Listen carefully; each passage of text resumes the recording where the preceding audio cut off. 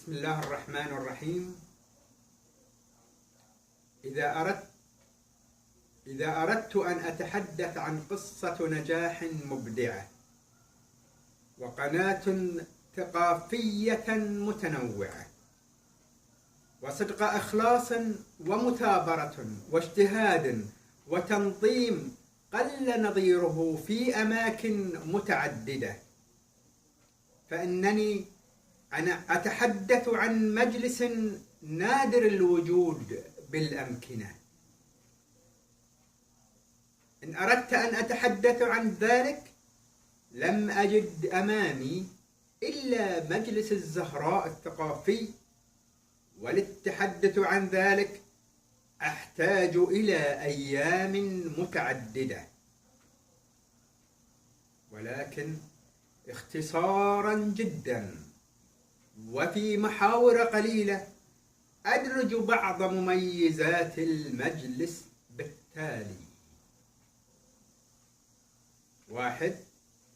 الإعداد الجيد خلال الجلسة، ويتعدى ذلك حيث يتم الإعلان عن محاور وضيوف الجلسة القادمة باستمرار.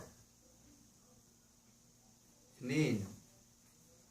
الانضباط بالوقت، فبداية ونهاية كل فقرة محدد، وبإمكانك أن تختار أي موضوع يليق لك من غير ارتباط بالمجلس، بغير ارتباط بالجلسة كاملة، فلك حرية الدخول والخروج من المجلس في أي وقت.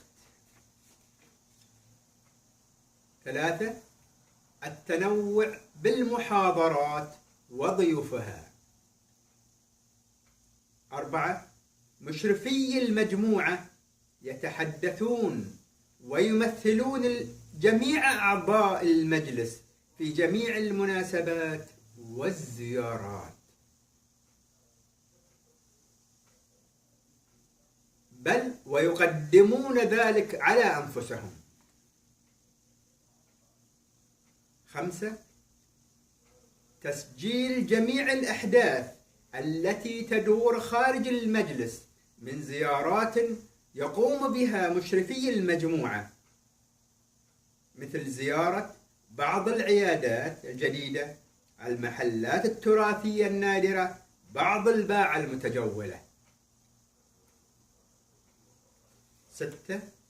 فريق المجلس من تصوير وتوزيع وتنظيف وتقديم يعمل كروح فريق واحد متجانس منظم.